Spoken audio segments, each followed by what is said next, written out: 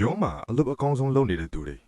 ဘာလို့ promotion မရတာသိလား ရုံးမှာအလုပ်ကိုစူးစမ်းဆုံးဖြစ်နေတယ်အလုပ်ကိုအကောင်းဆုံးလုပ်နေတယ်ဒါပေမဲ့ promotion မရဘူး boss ကမျက်စိမကြည့်ဘူး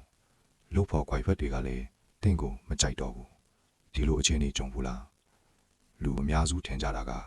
တော်ရင်နေရရမယ်စူးစမ်းရင်အောင်မြင်မယ်ဒါပေမဲ့တချို့လုပ်ငန်းခွင်တွေမှာတော့ဒီရူးကမမှန်ပါဘူးတခါတလေတင်တော်လို့နေလို့ပဲပြဿနာဖြစ်လာတတ်ပါတယ် Organizational psychology မှာဒီလို phenomenon ကို tall poppy syndrome လို့ခေါ်တယ်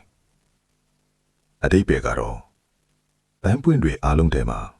အရှိဆုံးပန်းတစ်ပွင့်ရှိနေတဲ့ဆိုရင်လူတွေကအဲ့ဒီပန်းကိုပုံမြင့်လာအောင်မကူညီကြဘူးအဲ့ဒီပန်းကိုခုတ်ပစ်လိုက်ကြတယ်လူအတိုင်းဝိုင်းမှာလည်းတူတူပါပဲတယောက်ယောက်တော်လွန်လာရင်သူ့ကိုမိအောင်ကူးစားမဲ့အစားသူ့ကိုအောက်ဆွဲချဖို့ကြိုးစားကြတယ် စဉ်းစားကြည့်ပါတင်ရုံးအစ်တစ်ခုကိုဝင်နေတခြားသူတွေတပက်လုပ်ရတဲ့အလုပ်ကိုတင်ကနလက်နဲ့ပြီးအောင်လုပ်လိုက်တယ်အဲ့ဒီချိန်မှာတင်ကိုလူတွေချီးကျူးမယ်ထင်လားတခါလေမဟုတ်ပါဘူးဘာကြောင့်လဲဆိုတော့တင်အဲ့ဒီအလုပ်ကိုအမြန်ပြီးလိုက်တာဟာတခါသူတွေမကြိုးစားဘူးဆိုတာကိုမပြောဘဲတက်တည်ပြလိုက်သလိုဖြစ်သွားပါတယ်ဒါကြောင့်သူတို့ရဲ့ ego ကိုတင်မတိမတာထိခိုက်သွားတတ်ပါတယ် psychology behind it လူတွေဟာသူတို့ထက်တော်တဲ့သူကိုတွေ့ရင်နှစ်မျိုးတုံ့ပြန်တတ်ပါတယ်တစ်မျိုးကသူ့ကိုလေးစားပြီးသူ့စီကသင်ယူတာပါဒါပေမဲ့အခြားတစ်မျိုးကတော့သူ့ကိုမုန်းပြီးသူ့ကိုအောက်ဆွဲချဖို့ကြိုးစားတာပါအထူးသဖြင့်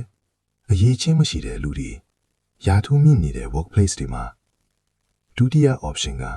ပိုများတတ်ပါတယ် ဒါဆိုရင်ဒီလို toxic workplace တွေမှာဘယ်လို survive လုပ်မလဲဒီနေရာမှာ view ဟာ၃ခုရှိပါတယ် Never outshine the master တင်ဘော့စ်ကိုဘယ်တော့မှမကြော်ပါနဲ့သူ့ထက်တော်ကြောင်းလူရှိမှမပြပါနဲ့တင် idea ကောင်းတစ်ခုရှိရင်တောင် boss ကဒီလိုလမ်းညွှန်ပေးခဲ့လို့ပါဆိုပြီး credit ပြန်ပေးပါဒါကမနှိမ်ချတာမဟုတ်ပါဘူးဒါက career survival strategy ပါ boss ကတင်ကိုပြိုင်ဘက်လို့မမြင်တော့ပဲအားကိုးရတဲ့လက်ယုံတစ်ခုလို့မြင်လာပါလိမ့်မယ် Strategy 2 Strategic Concealment ဒီမှာလုံနိုင်ခွင့်ရရရှိတယ်ဆိုရင်ရရလုံးကိုနေတိုင်းမပြပါနဲ့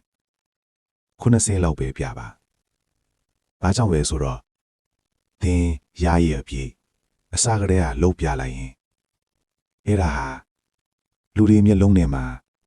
သင်ရဲ့ normal standard ဖြစ်သွားပါတယ်နောက်တစ်ခါ90လောက်ပဲလုံနိုင်ရင်တောင်လူတွေကအရင်လိုမကြိုးစားတော့ဘူးလို့ပြောလာပါလိမ့်မယ်ဒါကြောင့်သင်ရဲ့အရေးချင်းကို strategy နဲ့အသုံးပြုပါ Strategy 3 Plan your exit silently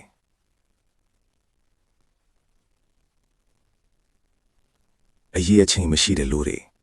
ကြီးစိုးနေတဲ့နေရာမှာတင့်တန်လန်တာအခွင့်အရေးမဖြစ်ပါဘူးအန်ဒေးထင်နိုင်ပါတယ်ဒါကြောင့်သူတို့နဲ့တိုက်ခိုက်ပြီးအချိန်မဖြုံးပါနဲ့အဲ့ဒီနေရာကရနိုင်တဲ့ experience knowledge salary အားလုံးကိုယူပါပြီးရင်တင့်တန်လန်ဖို့တန်ဖိုးထားမယ်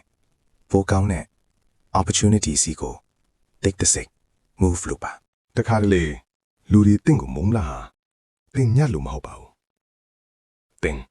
တော်လွန်းနေလို့ပါဒါကြောင့်တင့်တယ်လန်ကိုဖုံးကွယ်ဖို့မလိုပါဘူးဒါပင်နဲ့ဘယ်အချိန်မှထုတ်တုံးရမလဲ